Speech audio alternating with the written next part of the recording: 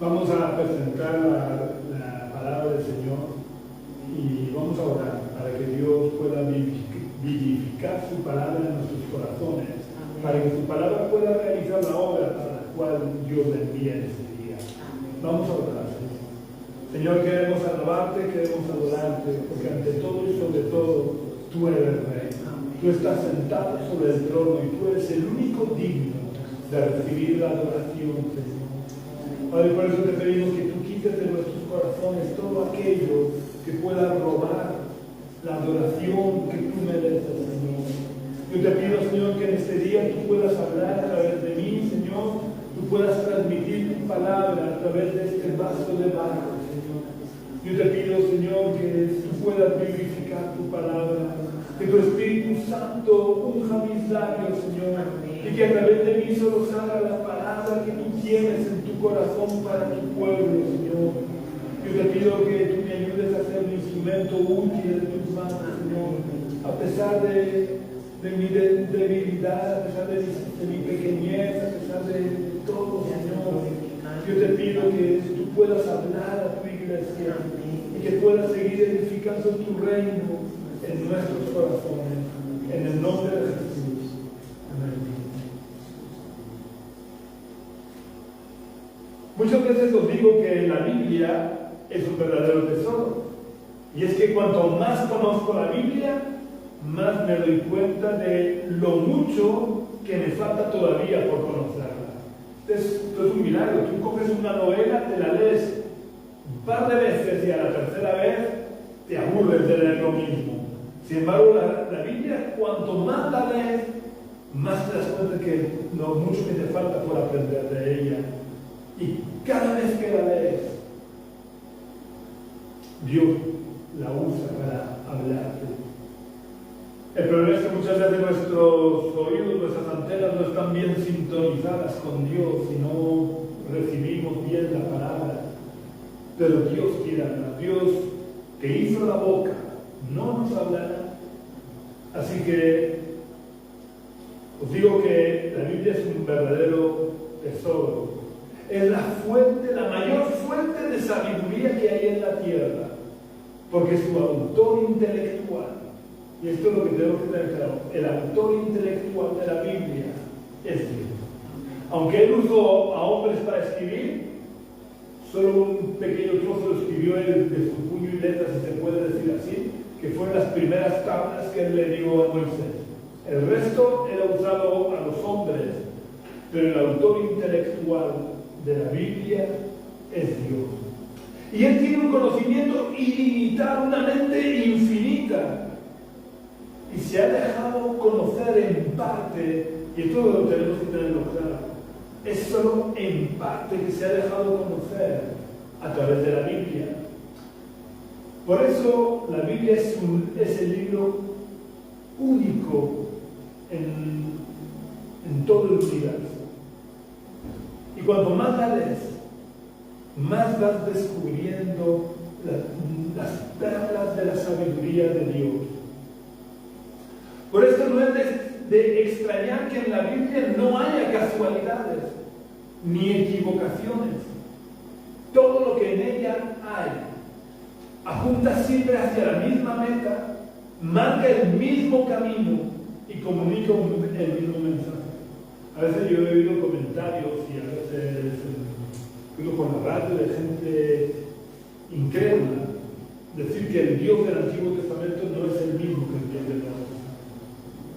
Pero, ¿por qué escogió Dios a Israel? Por pura gracia. No era ni por ser el más grande de los pueblos, ni el más perfecto, ni el más bueno. Era tan perverso y tan corrupto como cualquier otro de los pueblos que habían en la tierra. Escogió a Abraham primero por pura gracia, era un pagano como otro cualquiera que vivía en la ciudad de Ur, de los caldeos. Liberó a Israel de los egipcios por pura gracia. No había ningún motivo que le obligara a sacarlo de Israel, de Egipto. Le dio la ley por amor, por pura gracia. El Dios del Antiguo Testamento actuó siempre por pura gracia, igual que el Dios del Nuevo Testamento. Lo único que circunstancias diferentes que le obligaban a actuar de forma diferente. En el Antiguo Testamento, la guerra espiritual que hay entre Dios y las tinieblas se dejaba ver mucho más físicamente que hoy en día. Porque Satanás había propuesto desde el Edén destruir a Abraham y su descendencia, porque no quería que naciera el descendiente de la mujer que le iba a pisar la cabeza. Y Dios tenía que responder de la misma forma. Él tenía que perseverar a cualquier precio la descendencia de la mujer de la que iba a nacer el Mesías, para cumplir la primera promesa que él dio de salvación en el jardín del Edén. Pero el Dios de amor del Nuevo Testamento es el mismo Dios de amor del Antiguo Testamento. De hecho, si el Dios del Antiguo Testamento no fuera un Dios de amor, no existiríamos. Hubiera arrasado por completo la tierra, porque la perversidad, la corrupción, la maldad de la tierra ha ido siempre en aumento. Pero este no es el tema del que quiero hablar. Lo que quiero hablar es que ni una sola palabra en la Biblia ha sido puesta por azar. Toda palabra escrita en la Biblia tiene su porqué y su significado es importante.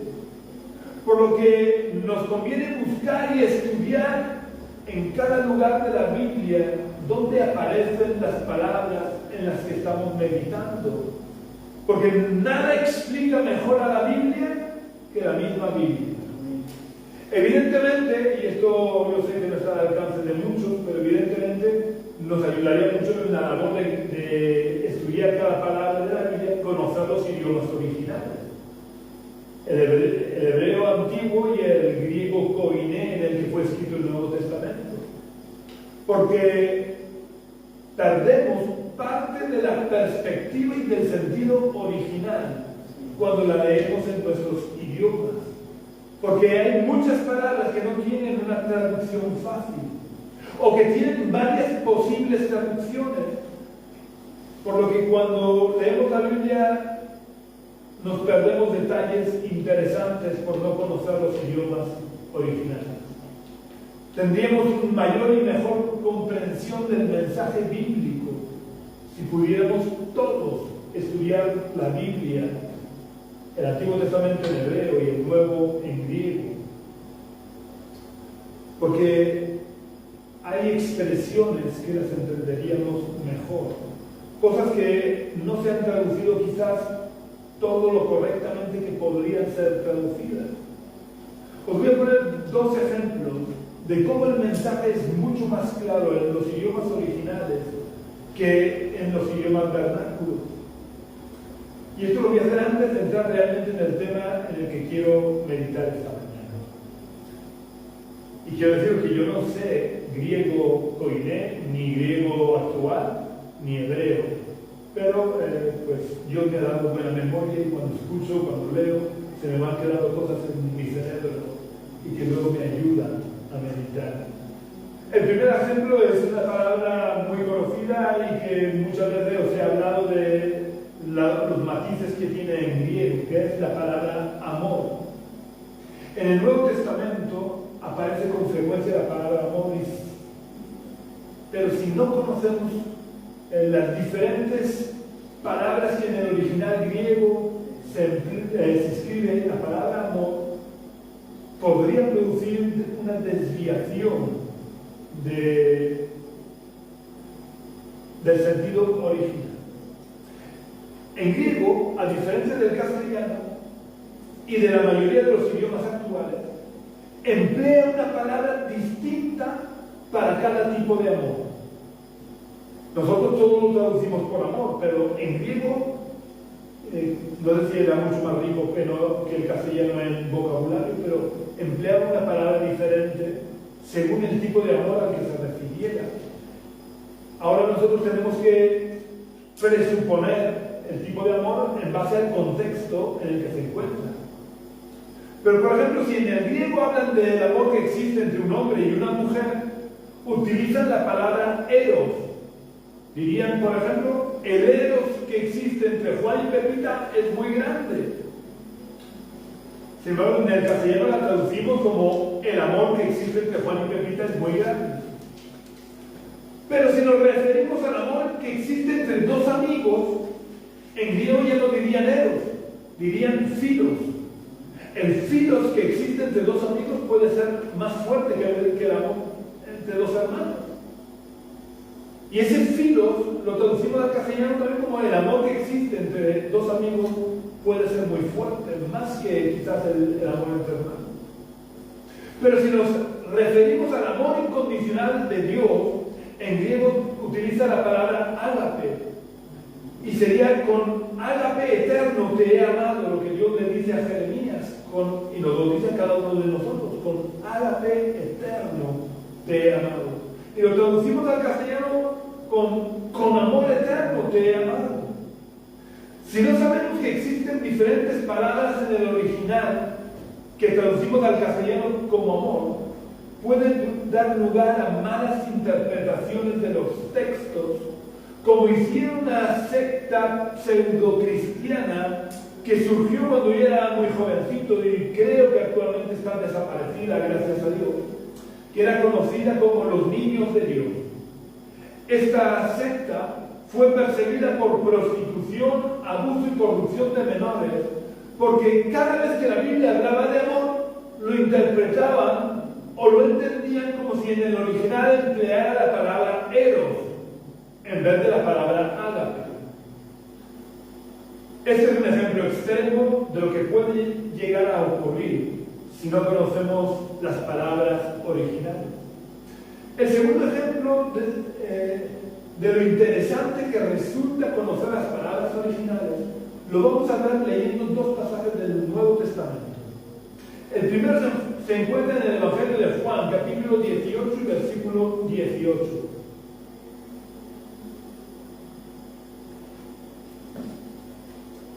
En Juan 18, en la traducción que yo uso, que es Reina Valera, revisión del 95, dice: estaban en pie los siervos y los guardias que habían encendido un fuego porque hacía frío y se calentaba. También con ellos estaba Pedro en pie calentándose. Si leemos el contexto, veremos que esto ocurre durante la negación de Pedro, cuando están juzgando o haciendo como que juzgan a Jesús, porque ya estaba condenado de antemano, pero haciendo como que juzgaban a Jesús. Pedro se estaba calentando en el patio de Caifás en un fuego, en una hoguera. La palabra en la que quiero que nos fijemos es la palabra fuego, que en español se ha traducido simplemente por fuego. Sin embargo, la palabra original en griego, al igual que para amor, existen diferentes palabras según el tipo de fuego que era. Bueno, pues nos perdemos un detalle importante si no conocemos la palabra original. La palabra que emplea Juan en este versículo, que han traducido simplemente como fuego, hace referencia a un fuego de brasas. Es decir, realmente no habían llamas ya en la hoguera, solamente habían brasas. Esta palabra, curiosamente y entre comillas, casualmente, y digo entre comillas porque no hay casualidades en Dios, ni en la Biblia hay casualidades, todo tiene su porqué y Dios lo ha puesto para que, con un propósito. Esta palabra no se encuentra en ningún otro sitio del Evangelio de Juan, y creo que ni siquiera del Nuevo Testamento. Solo aparece en una única otra ocasión, que es en Juan capítulo 21 y versículo 9.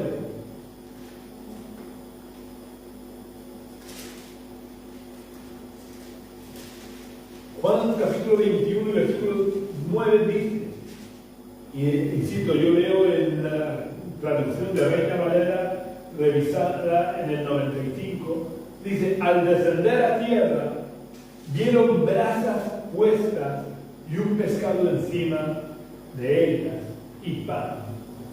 Aquí sí que lo traducen como brasas, no como fuego. Sin embargo, es la misma palabra. No sé por qué, el señor Casiodoro de Reina y luego el señor Cipriano de Valera hacen esta diferencia, porque es la misma palabra griega que estaba escrito en Juan 18:18. Bueno, pero el contexto en el que se encuentra este versículo es cuando Jesús le pregunta a Pedro 3 veces si lo ama. Así que daros cuenta de lo que hace Jesús. Jesús vuelve a recrear exactamente el mismo tipo de fuego que había cuando Pedro lo negó, y estando en ese ambiente similar al del patio de Caifás, le pregunta 3 veces: Pedro, ¿me amas? ¿Con esto qué pretendía Jesús? ¿Pretendía hacer un daño a Pedro? No, pero pretendía sacar todo lo que había dentro de Pedro que había vivido durante la negación, porque la negación le había afectado de tal manera que él ya no era capaz de sentirse apóstol. Jesús le había dicho mucho antes: deja las redes, porque ya no serás más pescador de peces, sino serás pescador de hombres. ¿Y qué había hecho Pedro después de la negación? Aun a pesar de haberse arrepentido de corazón y haber llorado amargamente, era un puñal que tenía clavado en el corazón que le impedía sentirse digno de seguir siendo apóstol, y entonces se fue de nuevo a pescar. Y en su retroceso arrastra a los demás discípulos. Así que Jesús necesitaba sacar todo lo que había dentro de Pedro, recreando el ambiente en el que él lo había negado y recordándole la triple negación, preguntándole 3 veces si lo amaba. Pero ¿qué es lo que le responde Jesús a cada vez que Pedro le dice: sí, Señor, tú sabes que te amo? ¿Qué le responde Jesús? Apacienta mis ovejas, apacienta mis corderos, apacienta mis ovejas. Es decir, que Jesús cada vez le está diciendo: yo te he perdonado y te he vuelto a poner como apóstol de mis ovejas. De esta manera Pedro pudo quedar totalmente sano. Y eso es lo que Dios hace cuando Él perdona ante la verdad, restaura, porque irrevocable es el llamamiento de Dios. Así que Pedro tenía que olvidarse de una vez de los peces de su negación y mirar hacia adelante y cumplir el ministerio para el que lo había llamado Jesús. Por eso es importante conocer el sentido de las palabras originales, porque a veces las traducen, no entiendo muy bien por qué Casiodoro de Reina y Cipriano de Valera, estando exactamente la misma palabra, la traducen de forma diferente, y eso en castellano nos hace perder esa imagen en la que Jesús recrea el patio de Caifás para poder traer verdadera sanidad emocional a Pedro, poder sanar el corazón quebrantado que tenía Pedro. Pero sabéis que hay cosas que le gusten más a Jesús que sanar los corazones quebrantados. Amén. Habiendo visto estos 2 ejemplos, que ya digo, nada está puesto por casualidad en la Biblia, hay otra palabra muy importante y que se ha dado una mala interpretación que ha producido la mayor desviación del cristianismo de sus orígenes. Esta palabra se encuentra en Mateo 16, 18. Mateo 16, 18, Jesús le dice a Pedro: y yo también te digo que tú eres Pedro, y sobre esta roca edificaré mi iglesia, y las puertas del Hades no la dominarán. Digo que esto ha traído la mayor desviación, porque esto da pie, este versículo es el que da pie al papado, que no tiene ninguna base bíblica, como vamos a ver. Pero es una mala interpretación de las palabras que Jesús pronuncia. Y hay pruebas históricas de las que no me voy a meter para no perder tiempo, pero hay pruebas históricas que demuestran la falsedad del papado. Hay cartas que se usaron para acreditar el falso papado de Pedro, que se ha demostrado claramente ser falsas, porque su forma de expresión no se corresponde con la época que dicen ser. ¿Verdad? Que en aquella época, en la Edad Media, no había forma de comprobar si sus documentos eran ciertos o no. Pero vamos a olvidarnos un poco de toda la parafernalia histórica y vamos a ver qué es lo que realmente está diciéndole Jesús a Pedro. Cuando Jesús se dirige a Pedro, le dice: tú eres Petros. Y Petros se refiere simplemente a una piedra cualquiera. En aquella época, que se edificaba con piedra no era más que una de las muchas piedras que formaban parte de los muros. Pero no solo Pedro debía de ser un Petros. Cualquiera de nosotros, cualquier cristiano, es un Petros en la edificación de la iglesia. Pero mismo en 2 Pedro 2.5, que no vamos a leer, pero en 2 Pedro 2.5 dice que cada uno de nosotros somos Petros vivas, somos piedras vivas, usadas por Dios en la edificación de su iglesia. Sin embargo, cuando Jesús habla del lugar en el que va a edificar o sobre lo que va a edificar la iglesia, no dice Petros, dice Petra, que aunque suena muy parecido, su significado es muy diferente. Porque ya no se refiere a una simple piedra, sino que se refiere a la roca madre de una cantera, o a la roca madre que hay en la profundidad de la tierra. En cualquier lugar de la tierra tú profundizas y llega un momento que encuentras una roca, porque toda la tierra que hay entre nuestros pies y la roca madre no es más que producto de la erosión de esa roca. Así que en cualquier lugar, hay un lugar donde la roca madre está en superficie y otras que está más profunda. Pero cuando Jesús utiliza la palabra Petra, está hablando de la roca madre, ya sea de una cantera o de la que existe en la profundidad de la tierra. Y eso es importante que lo tengamos claro para entender sobre lo que Jesús va a edificar su iglesia. Y ya digo, es diferente. Jesús le dice a Pedro: tú eres Petros, una piedra. Y luego dice: sobre esta Petra, no sobre este Petros, dice: sobre esta Petra edificaré mi iglesia. Lo primero que quiero resaltar es que dice mi iglesia, no dice simplemente la iglesia.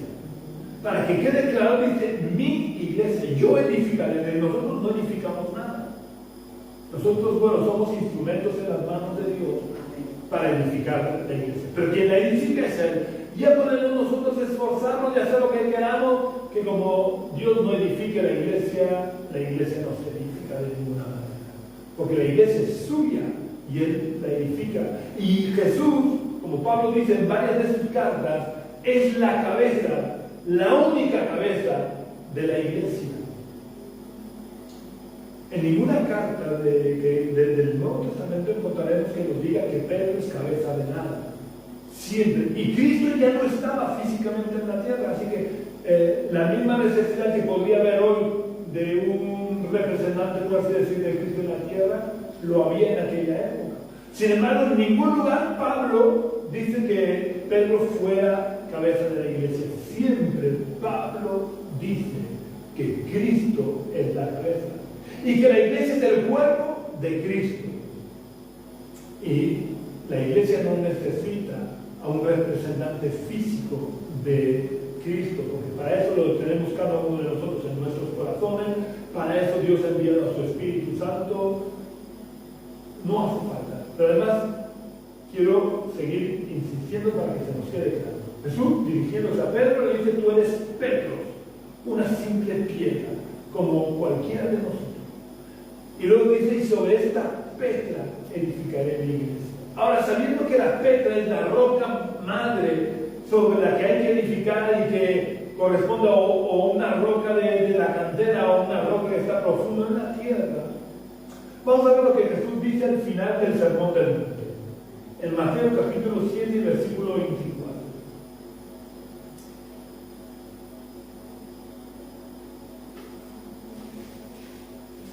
Jesús dice: a cualquiera pues que me oye lo recalco, me oye, desde cualquiera que está oyendo mis palabras y las pone en práctica, lo compararé a un hombre prudente que edificó su casa sobre la Petra. Edificar sobre la roca o sobre la Petra, según las palabras de Jesús, es edificar la vida poniendo en práctica las palabras que habían salido de su boca. Así que, por analogía con este pasaje, podemos decir que la roca sobre la que Cristo iba a edificar su iglesia eran las palabras que acababan de salir por revelación divina. Daros cuenta que no es un impulso de Pedro, no es la sabiduría de Pedro. Jesús le dice que había dicho eso por revelación del Padre. Es decir, que Jesús iba a edificar su iglesia sobre la declaración que había hecho Pedro por revelación divina. ¿Y cuáles eran esas palabras que Pedro dijo por revelación divina que son tan importantes para que Jesús las considere las Petras sobre las que iba a edificar su iglesia? Pedro le había dicho: tú eres el Cristo, el Hijo del Dios viviente. Esta es la roca sobre la que Jesús iba a edificar su iglesia. Era la afirmación y la fe de que Jesús era el Cristo, el Hijo del Dios viviente. Esta declaración divina pronunciada por Pedro tiene tanta importancia que cualquiera que acepta en su corazón que Jesús es el Cristo, el Hijo del Dios viviente, se convierte en un Petros vivo de los muros de la iglesia, que Cristo está todavía levantando y edificando hasta terminar el edificio espiritual y santo que es la iglesia. Y cuando esto ocurra, cuando Jesús termine los muros y en general termine el edificio espiritual, cuando sean convertidos en Petros vivos todos aquellos que tienen que entrar en la iglesia y se cumpla que el edificio esté terminado, entonces vendrá el fin. Pero por si no ha quedado suficientemente claro que la Petra, es decir, la roca sobre la que Jesús está edificando su iglesia, no es Pedro, y Pedro no es más que una más de los millones de Petros vivos con los que Jesús está edificando su iglesia. Vamos a leer lo que dice el apóstol Pablo en 1 Corintios capítulo 10 y versículo 4.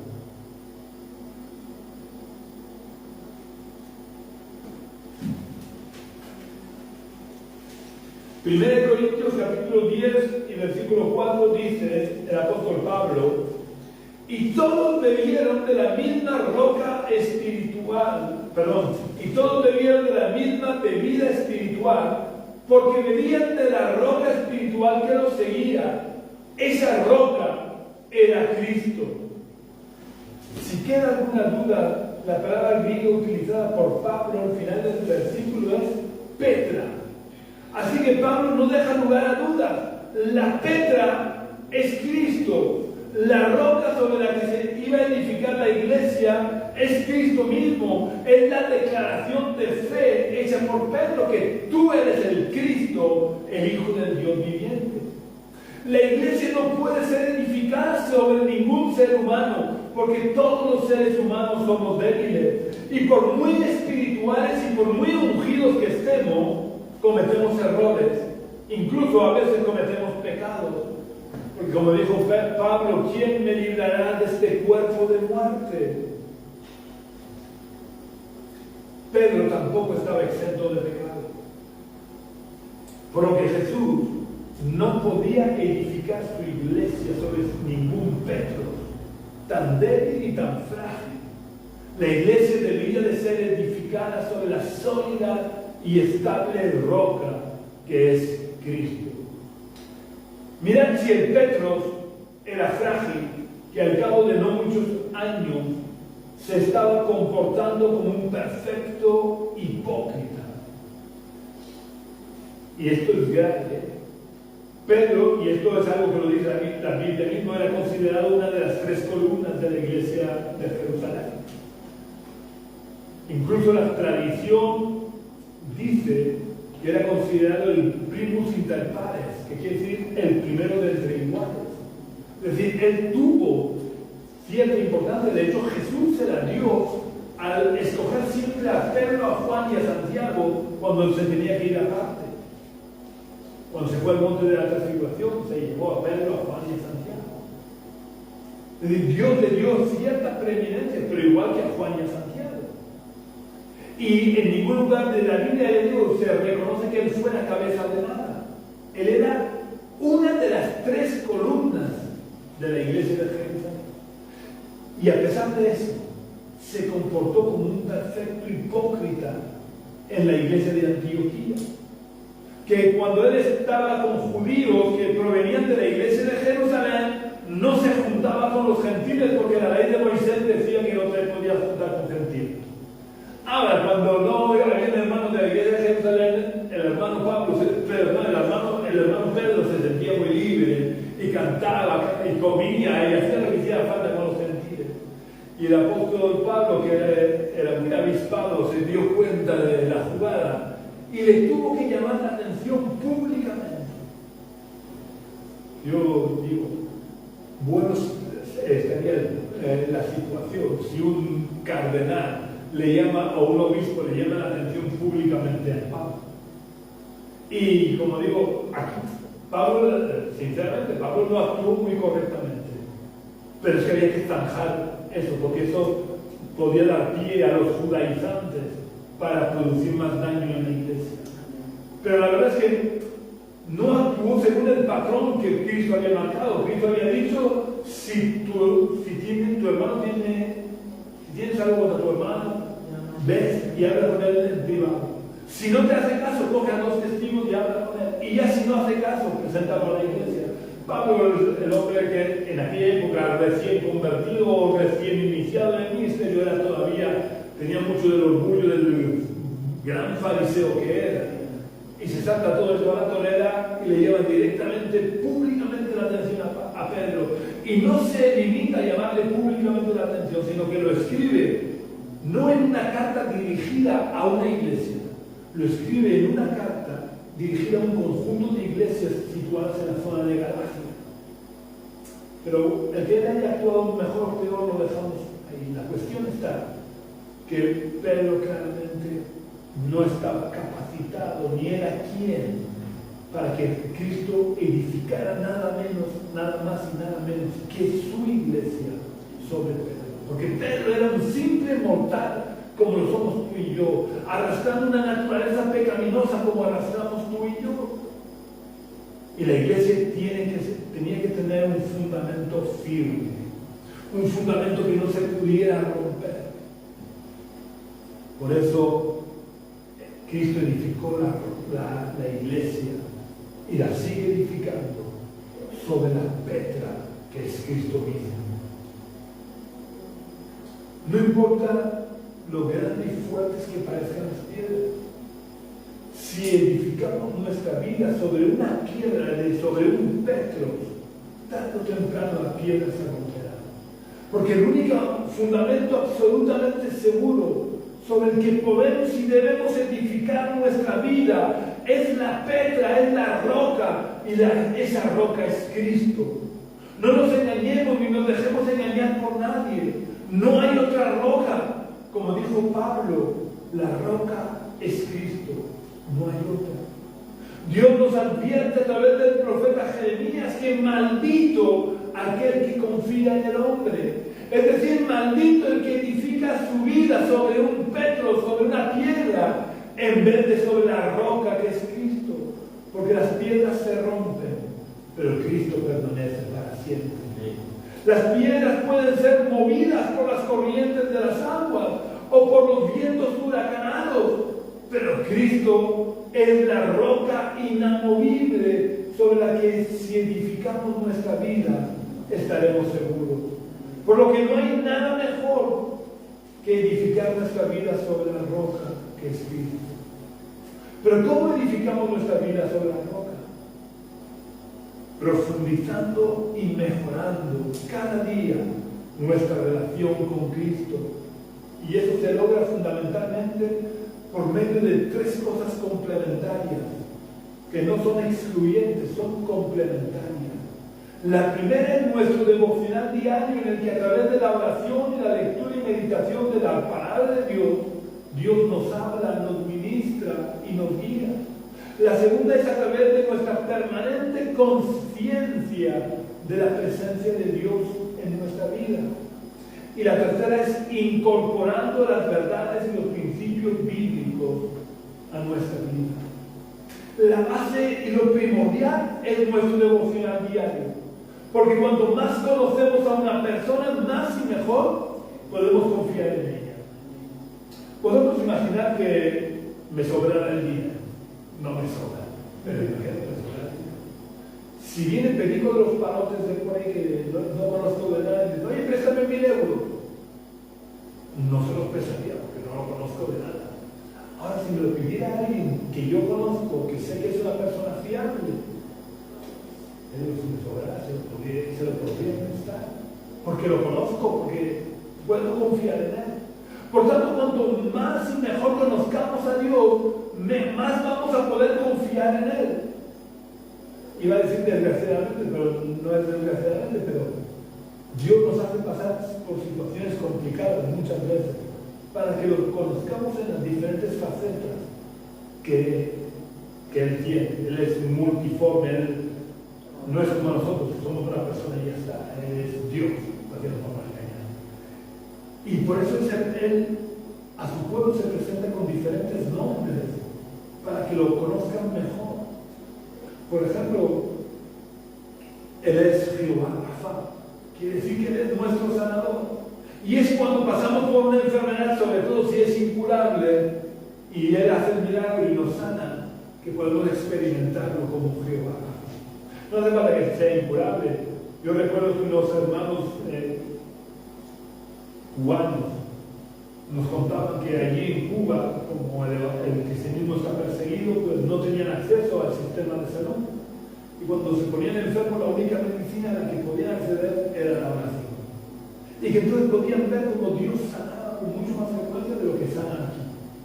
Y de esa manera, cuando pasamos por el valle de sombras, que es la enfermedad, podemos entonces llegar a conocer mejor a Jehová como Jehová Rafa. O por ejemplo, si estamos en una situación de necesidad económica, es en esa situación en la que podemos conocer a Dios como Jehová Jireh, Jehová nuestro proveedor. Y de la misma manera con todos sus nombres. Pero Dios quiere que lo conozcamos, porque cuanto más lo conozcamos, más confiaremos en Él. Y Dios se revela sobre todo en nuestro devocional diario.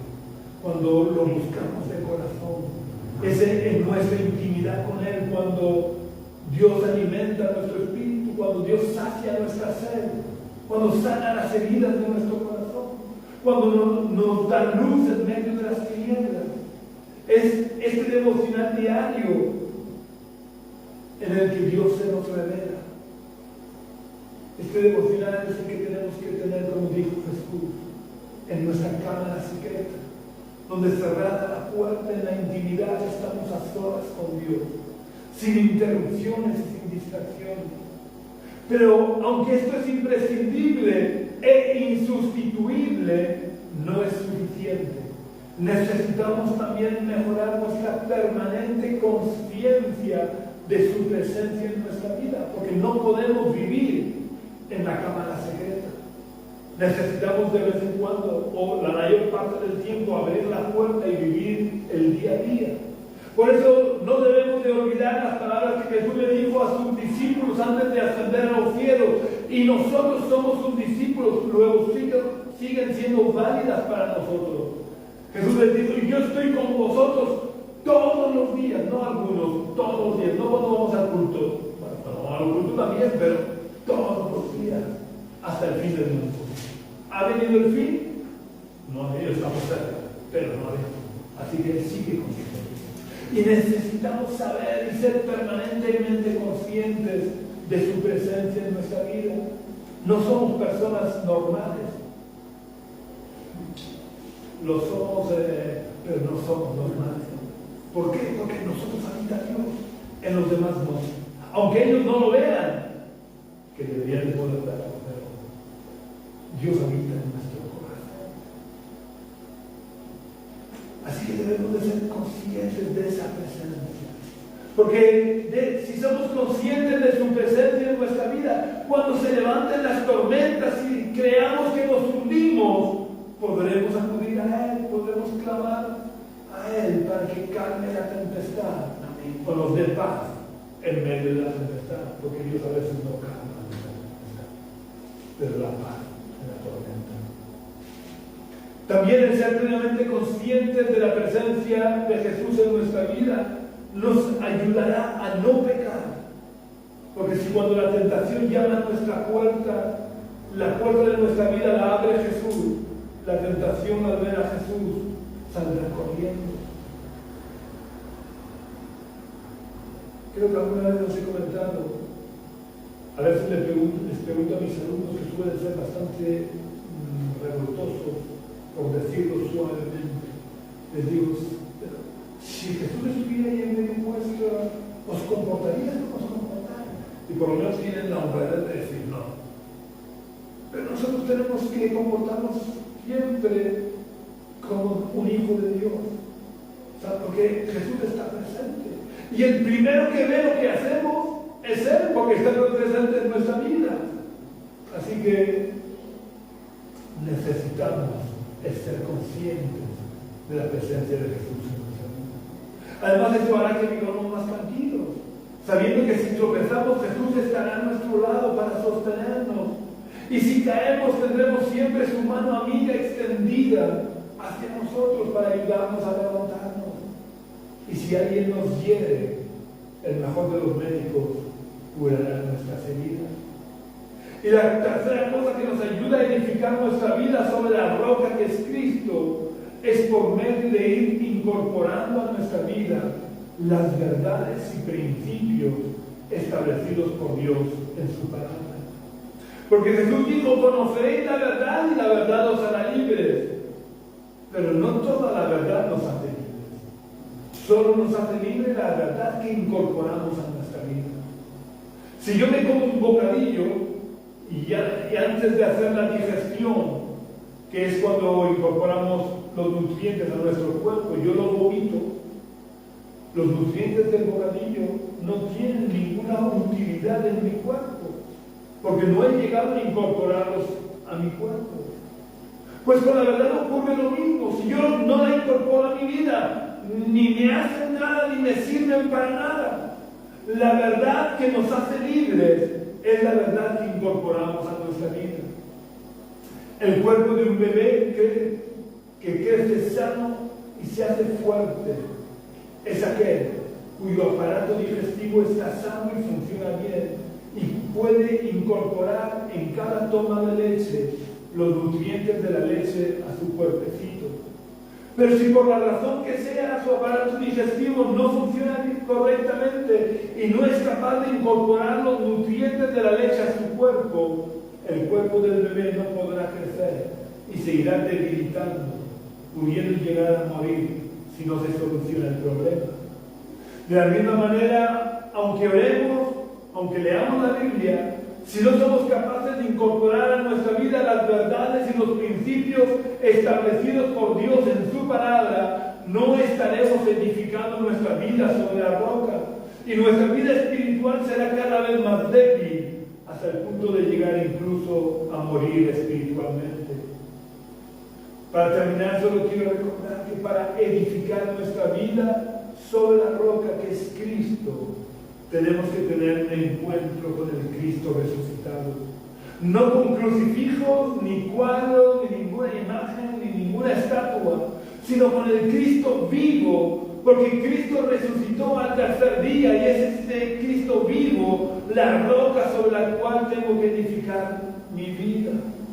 Edificar nuestra vida sobre la roca implica edificar nuestra vida sobre las verdades, sobre los principios y los valores establecidos por Dios en su palabra.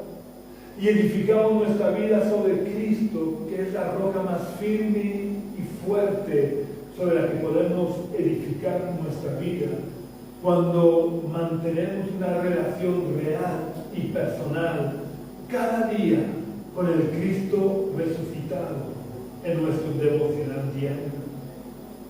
Pero necesitamos también, para edificar nuestra vida sobre la roca, ser conscientes en cada momento de nuestra vida de la presencia del Cristo resucitado. Y también edificamos nuestra vida sobre la roca conforme vamos incorporando las verdades, los principios y los valores de la palabra de Dios a nuestra vida. Si hacemos todo esto, nuestra vida estará firmemente edificada sobre la roca. Y cuando vengan las tormentas de la vida, que seguro que vendrán, tarde o temprano vienen tormentas, vienen ríos, vienen toda clase de adversidades. Nuestra vida no se desmoronará como un castillo de naipes. Así que quiero hacerte una pregunta cuya respuesta puede marcar el destino eterno de tu vida. ¿Quieres edificar tu vida sobre la roca que es Cristo? ¿Sí o no? No hay muchas opciones, no hay... Bueno, dentro de unos años lo haré, porque ¿qué sabes tú si dentro de 5 minutos estarás vivo? Y no es que sea mal agüero, es que es así, nadie somos dueños de nuestra vida. Recuerdo el caso, tuve que hacer una reforma en mi casa hace unos años, me la hizo un albañil, creo que más o menos de mi edad, con eso dice que no es demasiado mayor. Y pues ahora últimamente tenía que arreglar la fachada de mi casa y llamaba a su móvil y no me contestaba nadie. Y llamé a la persona que me había puesto en contacto con esta albañil. Y me dice, no, si en enero de hace, no sé, yo hice el cálculo y correspondía justo al enero después de haber terminado la obra en mi casa. Dice, estando comiendo con su familia, le dio un infarto fulminante y se murió. ¿Quién está libre de que nos pueda ocurrir cualquier cosa? Así que no pospongas la decisión. Ahora tienes que decidir. ¿Quieres edificar tu vida sobre la roca que es Cristo? ¿Sí o no? Si tu respuesta es afirmativa, tienes que empezar por recibir a Cristo en tu corazón. Así que si quieres recibir a Cristo en tu corazón, te invito a que repitas la oración que voy a hacer. Vamos a orar. Señor y Padre Celestial, yo reconozco mi necesidad de ti, reconozco que soy pecador, reconozco que he vivido de espaldas a tu voluntad, a los principios establecidos por ti en tu palabra, por lo que te pido perdón. Me arrepiento de todo corazón, Señor, por mi pecado. Te pido perdón, te pido que tú limpies mi vida, que tú quites todo pecado de mi vida, Señor. Y te invito a que entres en mi corazón. Te abro las puertas de mi corazón para que tú entres y para que puedas sentarte sobre el trono de mi vida y me enseñes y me ayudes a edificar mi vida sobre la roca. Oh Dios, desde hoy y para siempre quiero vivir conforme a tu voluntad, en el nombre de Jesús. Amén. Si has hecho esta oración, te invito a que, si vives lejos de este lugar, busques una iglesia donde se predique el Evangelio del Cristo vivo, no un Evangelio lleno de tradiciones humanas, lleno de prácticas que son contrarias a lo establecido por Dios en su palabra, aunque estén revestidas de religiosidad. Busca una iglesia donde se predica el Cristo vivo y únete a ella. Y si vives por aquí cerca, y no perteneces a ninguna iglesia, te invito a que puedas visitarnos, que puedas reunirte aquí con nosotros. Si no has hecho la oración, con todo el respeto, pero tú te lo pierdes y no sabes lo que te pierdes. Los que hemos aceptado a Jesús en nuestro corazón hemos podido encontrar el verdadero sentido a nuestra vida. Tenemos siempre a quien nos tiende su mano cuando necesitamos ayuda. No lo dejes para más tarde. Haz la oración. Quiero pedirte a todos los que nos habéis seguido por las redes sociales que puedas compartir el culto en tus redes sociales para extender el mensaje del Evangelio. Y también os invito que si queréis visitarnos podéis venir a la calle Río Júcar, número 19, bajo del barrio de los Dolores de Cartagena, los domingos a las 11 de la mañana. También me puedes llamar al teléfono que figura en la página Facebook de la iglesia. Un abrazo muy fuerte. Que tengas una semana muy bendecida. Que Dios te bendiga grandemente.